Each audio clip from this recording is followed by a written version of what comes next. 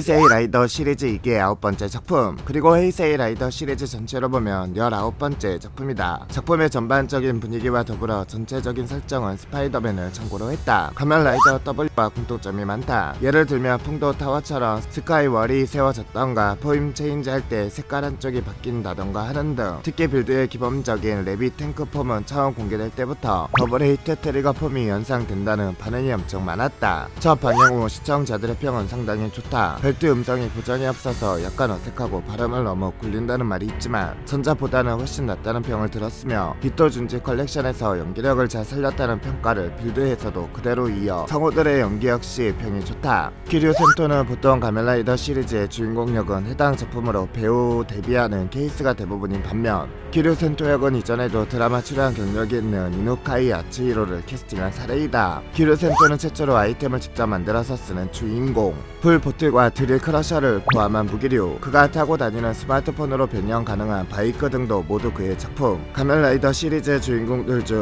몇 없는 금손이자 가장 뛰어난 두뇌를 지닌 주인공. 가면라이더 빌드의 변신음 역시 호평일색인데, 워낙 전작인 에그제이드의 변신음이 여러모로 화려하고 즐거운 느낌이다 보니 비교적 수수하고 심심하다는 의견도 많은데, 어디까지나 싫은 건 아니지만 에그제드 때와 비교하면 약간 부족하다는 느낌. 가면라이더 빌드는 독특하게도 전투에 전혀 도움이 안 될 것 같은 능력들까지 다수 내장하고 있다. 닌닌 코믹폼은 안에 재본기가 내장되어 있는 모양이고, 로켓 판다 폼은 직선과 대나무를 찾아내는 기능 같은 게 있는 데다, 스마울프 폼의 경우 메신저에 간단한 답장을 해주거나 게임 1일 퀘스트를 클리어해주는 등 참으로 괴랄하다. 반조 류가는 괜히 복싱계에서 이름을 날렸었던 게 아닌지 맨몸인 상태로도 로봇인 가디언들을 상대로 몇 개나 파괴하고, 완력으로 쇠사슬을 끌을 정도로 꽤나 강력하고, 무변신 상태에서도 개인을 상대로도 어느 정도 상대가 가능하다. 다만 적중 전개에서 반조 또한 스매시가 되고도 남을 정도의 네뷸라 가스를 주입되었다는 게 나오고, 드래곤폴 보틀의 성능으로도 스매시급의 완력을 구사하고, 10화에 이르러서는 드래곤폴 보틀로 스매시를 쓰러뜨리고 스타크를 몰아넣기도 한다. 가면라이더 크로즈는 스펙이 상당히 높은 편이다. 기본 폼은 헤이세이 2호 라이더 기본 폼 중 스펙이 최강이고, 크로즈 차지 마그마 그레이트는 2호 라이더 강화 폼 중 스펙이 두 번째다. 가면라이더 크로즈는 무기가 비트 클로저, 트윈 브레이커, 크로즈 마그너, 너클 총 3개로 지인 히로인 보정으로 인하여 역대 2호 라이더 중 가장 많다. 2호 라이더가 기본 무기 외에 무기를 쓰는 경우는 그렇게 많지 않은데, 이쪽은 스펙도 높고 무기도 3개라는 나름은 복받은 라이더. 덧붙여 그리스 전용으로 변경된 그리스 블리자드 너클도 원래는 크로즈가 무기로 쓰던 것이었다. 이스루기 미소라는 1화부터 하품을 하며 몇 초 만에 차버린다던가 다시 나올 적에 얼굴에 낙서가 된 채로 등장하는 등 이래저래 작품 외적으로 망가뜨리기로 작정한 듯한 히로인. 역대 히로인 중에서 말투가 제일 특이한데 시로 말끝을 강조한다. 한국 반영본에서는 평범한 말투로 번역했다. 이스루기 미소라는 센토를 처음부터 끝까지 믿어주며 바로 잡아주는 활약을 하지만, 이외에는 비중이 생각보다 적었고 민폐도 끼친 적이 있어 평이 썩 좋지는 않았다. 그러다가 후속작 가면라이더 지오의 히로인인 치쿠요미가 중반부에 속어를 배신하여 비판받자 평가가 달라지기 시작했고, 2년 후 후속작이자 레이와 첫 작품의 메인 히로인 이즈는 미소라나 치쿠요미가 끼쳤던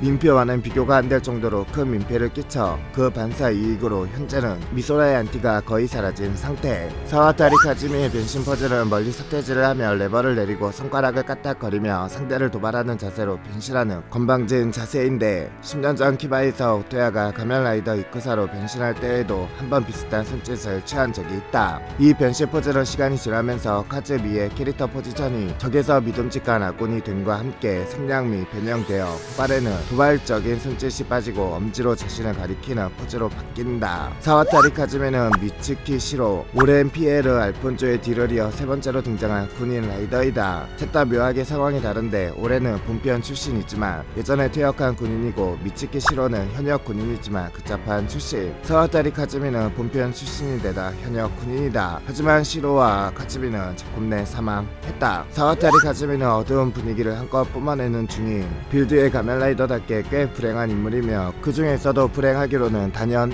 1위다. 생계를 위해 전쟁 병기가 된 대가로 지켜야 할 가족 같은 부하를 모두 잃고 고향도 적에게 빼앗기고, 마지막에는 기어이 자신의 자신도 해저드 레벨 부작용으로 목숨을 잃었다. 그나마 로고 덕분에 남은 농장 식구들마저 잃는 최악의 비극을 면한 상태다. 뭐 어찌됐든 마지막엔 신세계로 넘어가서 본인도 북도 사모우도 모두 살아난 건 물론이요, 농장까지 다시 제대로 운영하는 데다 결국 최애인 미소라와도 정식으로 사귀게 됐으니 그동안에 불행했던 것만큼 다 돌려받고 적중 최고의 수혜자이자 인생의 승리자가 되었다고 볼 수 있다. 가면라이더 그리스는 우리와는 다르게 스펙에 비해 강하게 나왔고 전적도 좋은 편인데 스펙상으론 동일한 크루즈 차지를 이겼고 빌드조차 기본 폼인 레비 탱크폼과 일자 강화폼인 스파클링으로도 이기지 못한 데다 그리스보다 스펙이 높은 헬 브로스와 로그에게도 이기는 등 장착자의 전투 센스가 상당히 높은 축에 든다. 힘으로 켄토쿠는 1화에서 타카가와 시와에게 호텔을 언급하며 거의 색다름에 가까운 작업을 시도했기에 호텔가의 호텔남이라는 별명으로 불리고 있다. 심지어 대놓고 변태라고도 불린다. 그리고 해당 색드립은 한국 방영분에서도 호텔이 조용한 곳으로 단어만 조금 순화시켰을 뿐 거의 그대로 유지되었다. 이후 온갖 행보에서 호텔과 엮이며 점점 네타화되는 중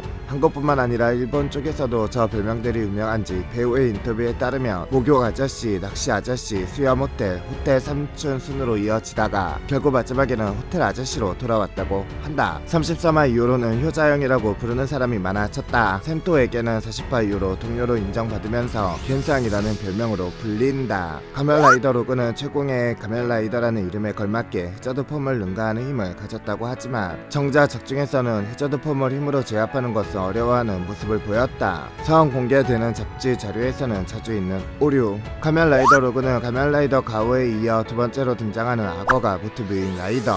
카츠라기 타쿠미는 가면라이더 시리즈의 역대 매드 사이언티스트들 중에서는 얼마 안되게도 악역 취급이 아닌 선역 취급을 받는 인물. 변신 벨트와 시스템을 제작했다는 점에서 생고쿠 료마와 같으나 카츠라기 타쿠미는 지구에 침입하 우주적 존재를 쓰러뜨리기 위함이었고 생고쿠 료마는 변신이 아닌 범우주적 재앙에게 지구가 침식당했을 때 살아남을 수단을 만들고는 이것을 가지고 궁극적인 목적을 이루기 위해 무엇이든 다 써먹었다가 버리고 이익을 취하는 악랄한 면이 부각된다는 차이점이 존재한다. 이후 먼 후속작에서 타쿠미와 포지션이 비슷한 인물이 등장한다. 나이트 로고의 모티브인 박쥐는 초대 가면라이더 이래 개인의 모티브로 자주 사용된 새 동물 중 하나이며 또 다른 동물인 코브라 또한 블러드 스타크로서 나왔다. 거미는 킬바스로 등장. 같은 박쥐라서 그런지 가면라이더 키바와 디자인이 비슷하다. 검은색 베이스에 노란색 박쥐 모양의 눈을 하는 것이다. 딱 맞진 빌드가 방영하고 있는 기간이 키바 10주년이다. 거기에 키바에서 쿠레나이 오토야로 유명한 타케다 쿄에이가 사와타리 카즈미로 복귀하고 카즈미의 동료인 키바라는 이름의 등장인물도 나왔다. 그 외에 추측의 여지가 적었기에 에벌토가 화성인이 아니냐는 추측이 대세였으나 이후 4월 잡지 샷에서 선행 공개로 에벌토가 화성인도 아닌 이종족이라는 게 밝혀졌다. 가면라이더 에벌은 자세히 보면 빌드의 눈이 유기물과 무기물로 형상화했듯 에벌의 양쪽 눈 부위가 코브라의 옆모습을 형상화했다는 걸 알 수 있다. 눈의 옆쪽 기다란 부분은 코브라의 꼬리, 눈과 중앙의 맨 아래쪽으로는 코브라의 머리, 입의 노란 부분은 코브라의 혀로 보면 된다. 또한 눈 양 옆에 뾰족하게 튀어나온 뿔 장식을 제외하고 마스크 부분만 보면 볕을 펼칠 채 입을 벌리고 독리를 내민 코브라로 볼 수도 있다. 여담으로 코브라의 눈은 바이저 가장 안쪽에 몰려있어서 얼핏 보면 코로 착각하기 쉽다.